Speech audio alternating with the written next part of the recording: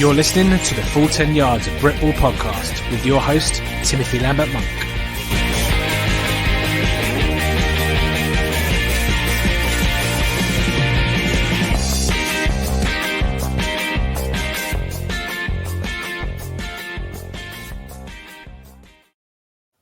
Yes, welcome in one and all. This is the Full 10 Yards Britball podcast. Hope you're all doing very well indeed. Thank you so much for joining us. If you are watching on the YouTube, please make sure you are subscribed to the channel so that you get all the podcasts that we will be doing over the course of the next weeks, months, and dare I say years. If you're listening on Apple Podcasts, Spotify, please make sure you follow us. Maybe give us a 5-star review if you would be so kind. If you enjoy the podcast or any of our content across our social media, that would be much appreciated. But here we are, ladies and gents, week 4.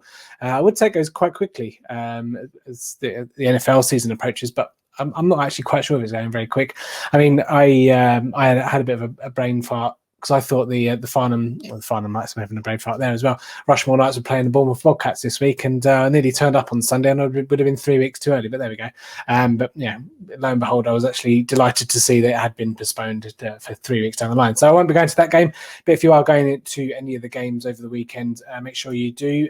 You make sure you're safe, and make sure obviously you adhere to social distancing and all that jazz. Just before we look into week 4, let's have a quick recap over week 3. Bit of a bloodbath for me personally, prediction wise, although I did quite well in the 5 fixture prediction competition, which we'll get to shortly. But wins for the Stallions, Cambridgeshire Cats, Rams over the Mustangs was obviously straightforward for them. Blitz again in heartbreaking fashion, taking it over the Exiles.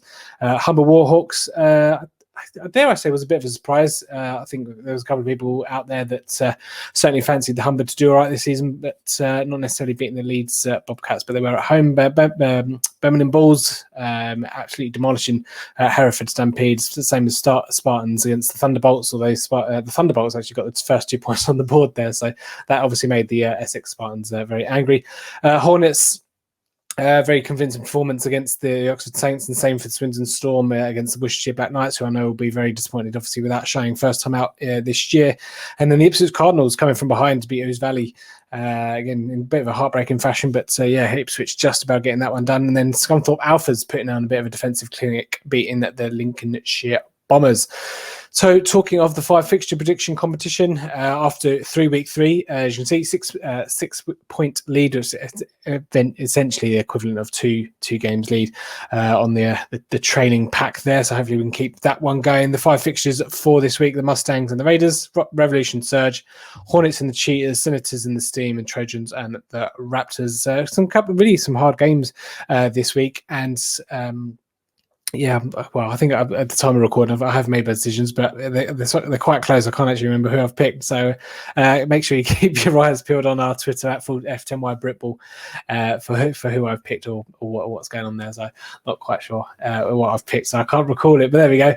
But talking of week 4, just before we do get into the week 4 fixtures, a couple of casualties to report: Sunwell and Crewe due to COVID, and Scunthorpe and South Links due to roster numbers. They've been postponed, and furthermore, the Sheffield and Leeds game has been turned into a controlled scrimmage due to COVID, I think, from Leeds' perspective. So 3 games obviously on the docket there that either won't be played or have reverted to a controlled scrimmage. So fixtures for week 4 are in front of you if you are watching on the YouTube, so we'll quickly run through them. Devils against the Cats, Nottingham Raiders against the Mustangs, Northumberland against the Presidents, Thunderbolts travel to East Essex Sabres. I mentioned there, Leeds and Sheffield is now a controlled scrimmage. Bottom left-hand corner, highlight of the weekend for me, Titans at Merseyside Nighthawks, and we will be talking to Sam Bloomfield. I caught up with him a bit earlier today to get his thoughts on the season so far, etc., etc. So look out for that toward the end of the show. Middle column there, Darlington Steam against Gateshead Senators. It should be an interesting one. Spartans and the Wolverines could be an interesting one as well. And another highlight of the weekend, the next 2 games kind of in the Thames Valley there. So Stallions at the Blitz B and Cheetahs against the Hornets. Those are 2 really intriguing games there. Warhawks travel to the Rams. Obviously Humber currently top of the division. but I certainly expect the Yorkshire Rams to be taking that one. And then we've got the Knights and the Caesars. Should be another intriguing game, that one. Caesars are probably fancy to take that one. The Surge travel to Shropshire. Thunder travel to Solent, repeat of week 1 game. I hope it'll be interesting to see if Sussex can have got any more numbers since that 34-0 loss in week 1. Patchy at the Withens will be another interesting game, and also the Raptors and the Trojans will be a game where both teams will obviously have that earmarked as wins for their respective calendars. But yeah, like I say, Titans and Merseyside Nighthawks is the premier fixture. Two perennial Premiership teams, two teams that have not been afraid to put points on the scoreboard so far. Again, this season, it might come down to which defense can turn over the ball. I know from when I was speaking to Sam in the DMs, and obviously when I caught up with him earlier today, he said that there might be a bit of a surprise in that result, and he left it on a bit of a cliffhanger. So I'll obviously see if there's any clues in the video that he provided us. But yeah, the two teams played out quite enthralling contests in 2019 as well. Record split. Both teams won the game 1-1. Both taking the victories at home. The Titans won 43-30 at home, and the Nighthawks won 50-33 as well. So all signs point to high scoring game. All signs point to lots of touchdowns scored and not much in the way of defense. So again, anything if 2019 form can be relied upon, and again, if any season it can't be, this is probably going to be it. But hopefully a lot of points, and hopefully if you're going to watch it, you're going to see a good game. So. It should be interesting to see how that one comes out on top. Because obviously that's going to be pivotal in leading that division. Like I mentioned, in the Thames Valley, Wembley Stallions and the Blitz B. Wembley obviously 2-0, scoring 19 points in both the first two games. Repeat from last week's game in week 3. Stallions took it at home. Be interesting to see if the Blitz B can turn fortunes over there with home field advantage. The Exiles obviously weren't able to do that with their games with the Blitz in the London division. So and again, Hornets and Cheetahs is a really interesting one because there's a bit of a form line to go off. Hornets obviously smashed the Oxford Saints last week for 34-0, and the Cheetahs bounced back from their week 1 loss, and they beat the Saints by kind of a narrower scoreline. So possibly the fixtures and say what the form line in 2021, you probably point to on the Hornets, but the Cheetahs could be. I say I don't really take their form from that first game. They struggled against the Stallions through quarterback injury and rotation and whatnot. So expect that one to be really, really, really close. It's just shame. It's a real shame that some of these games aren't on stream or being live recorded. So those first 3 games that I've spoken about, we'd be more than happy to have all those on a stream and watch those. But there we go.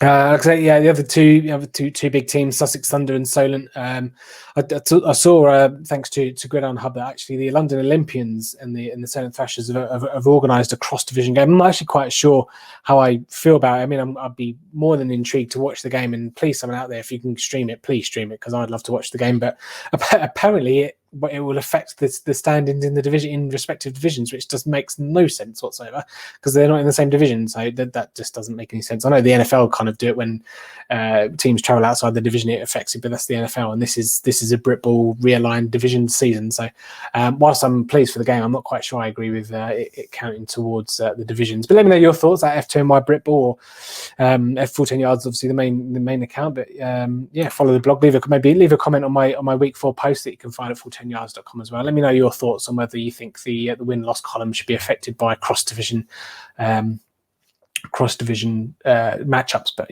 not really for me. Talking of some other fixtures, I say Northampton Knights travelling to the Nottingham to face the Caesars.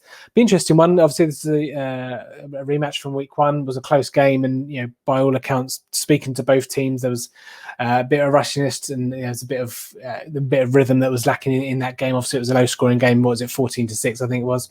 I think only 1 offensive touchdown was scored on there as well. So whether or not the offenses click and a few more points get scored on the board, but I think I would expect Nottingham to maybe win by a slightly larger margin. But wouldn't be surprised to see Northampton again run them close. That'd be a very interesting one.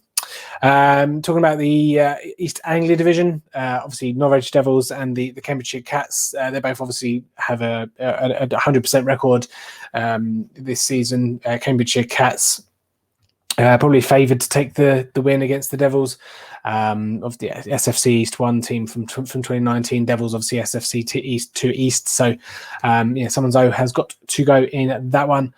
Looking further down, like I say, East Essex probably have the beating of the Thunderbolts there. Obviously, Sussex. They had obviously the Sussex Thunderbolts where they struggled against the Spartans, obviously putting the first 2 points on the board and then letting through 62 on that defense. So whilst it shouldn't be as difficult as the Essex Spartans, East Essex were pretty decent in their game that they've played so far. So yes, fully expect East Essex. Nottingham and Doncaster.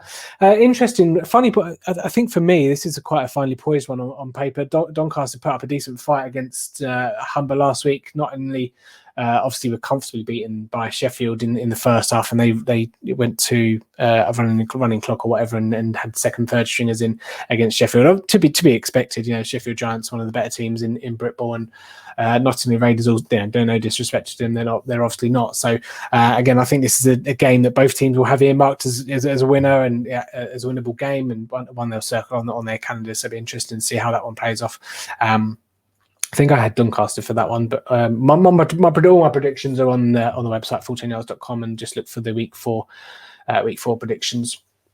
I mentioned the Apache and the Wivens in the southwest. A really difficult fixture to try and break down. I don't really know too much about the Wivens, and obviously Apache.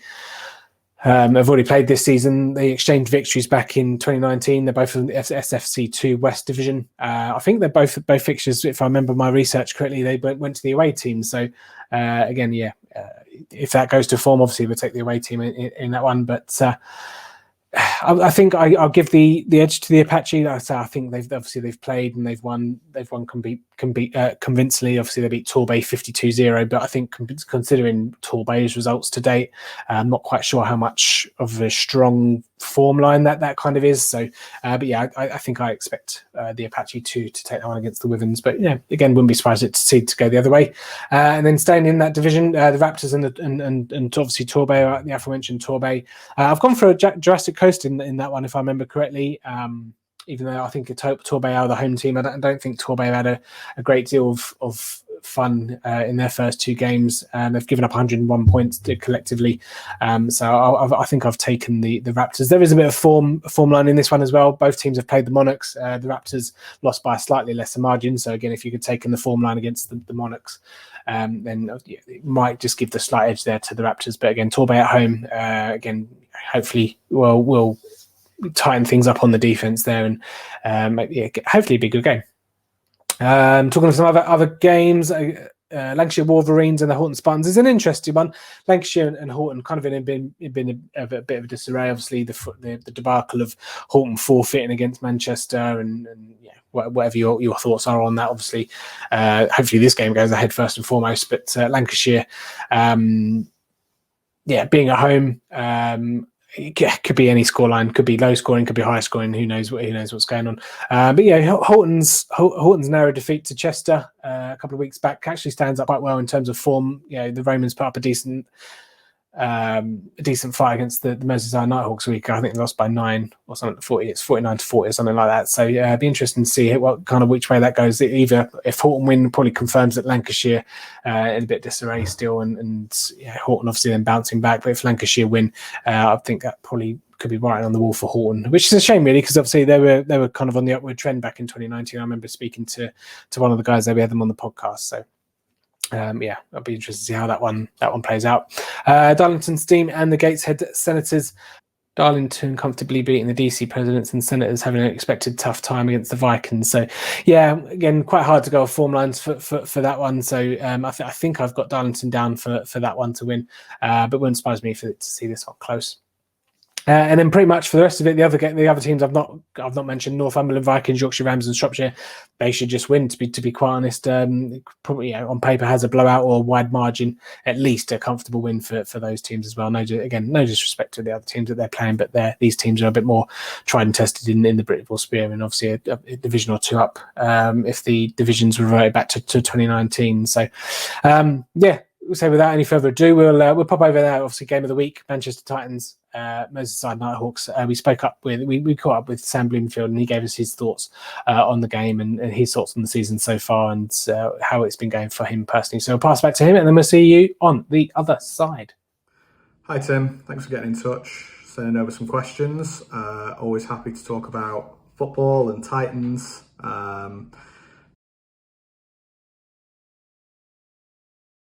What is it like? What was it like to get back on the field in week one? I'm not really too sure that I took the time to soak it up really, so I need to make sure that I do that in the future games after so long off. We were obviously really excited, but at the same time kind of very focused, and we worked really hard all pre-season, and we were very fortunate that we managed to execute very well, and our starting guys managed to execute, and all the way down to our fifth and sixth rotation guys.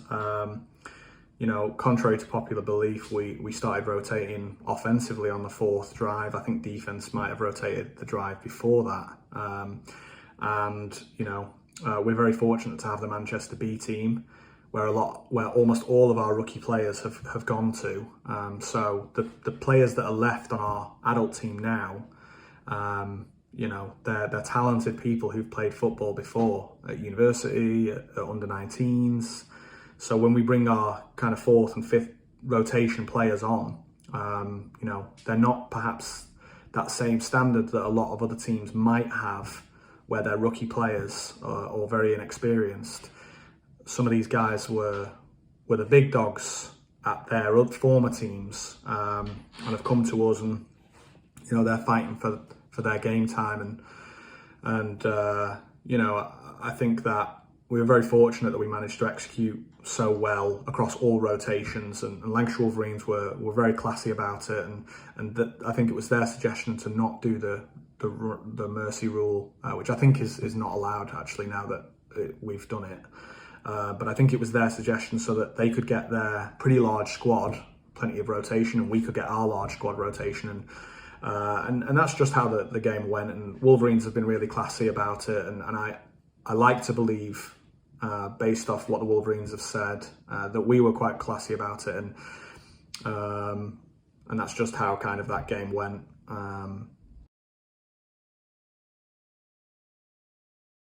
You put me on the spot by asking me my thoughts on Holme's forfeit, so I suppose I'm going to try and keep it as pleasant as possible. Obviously, we're extremely disappointed that the game was forfeit.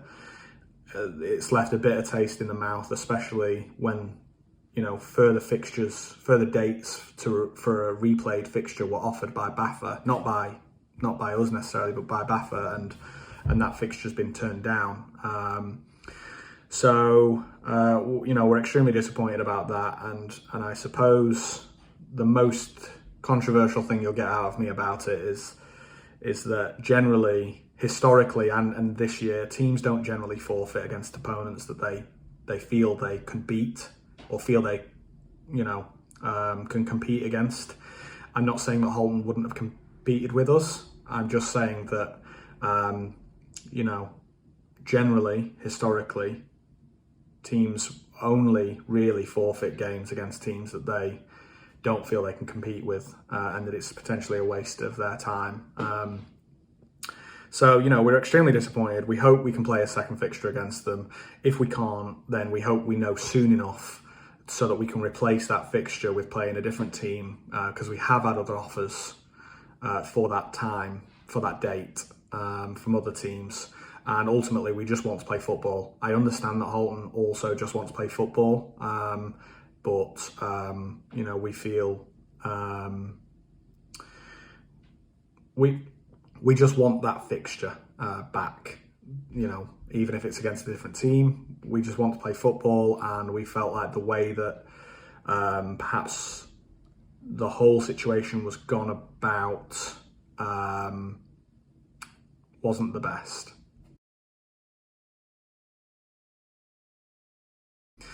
How am I approaching the big game versus Merseyside? We're treating it the same way we treat any game. Premiership year, when we're facing off against Sheffield or Tamworth or any of the other opponents, we treat those games with a lot of respect and seriousness. They're extremely competitive, and we treat the opponents that we're playing this year the same. Merseyside, Lancashire Wolverines, we scout, we watch footage, we practice, we have coaching and playing discussions, we put our game plan forward, we make adjustments.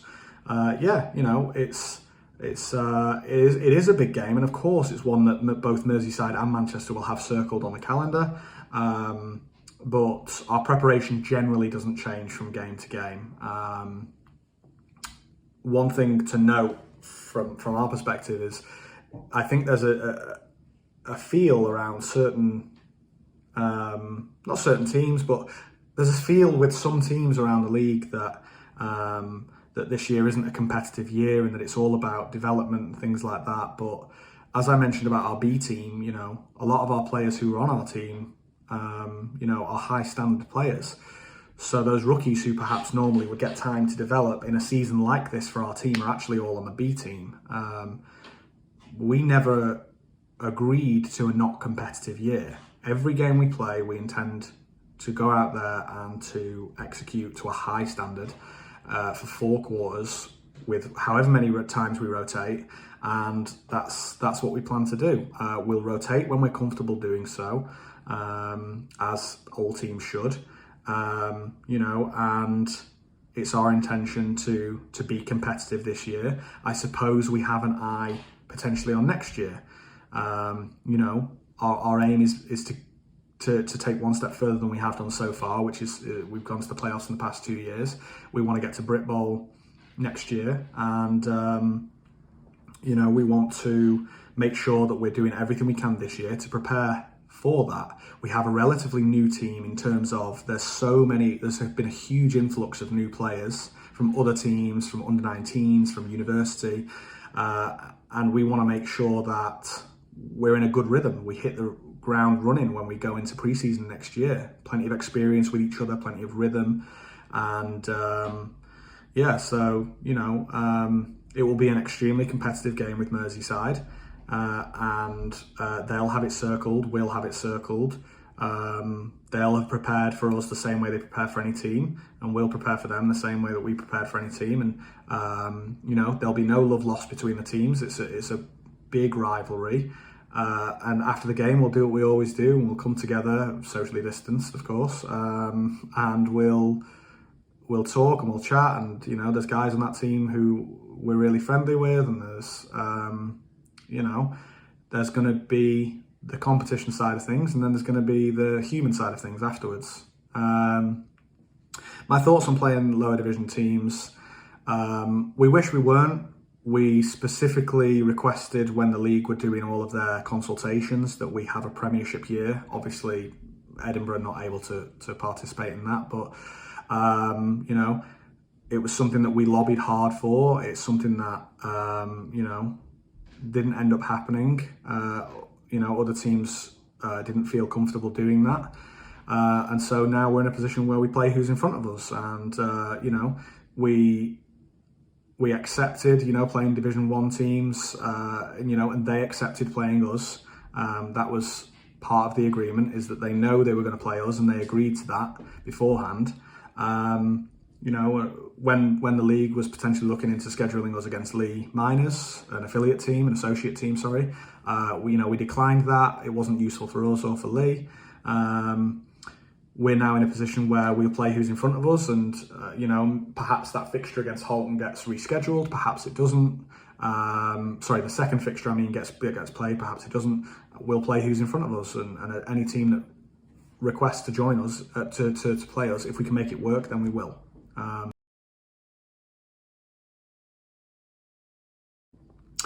I do think the season gets completed. I think the structure could change. We've already seen teams playing teams from different divisions, but I do believe that structure could change. I think that the season gets completed, and hopefully not many more teams pull out.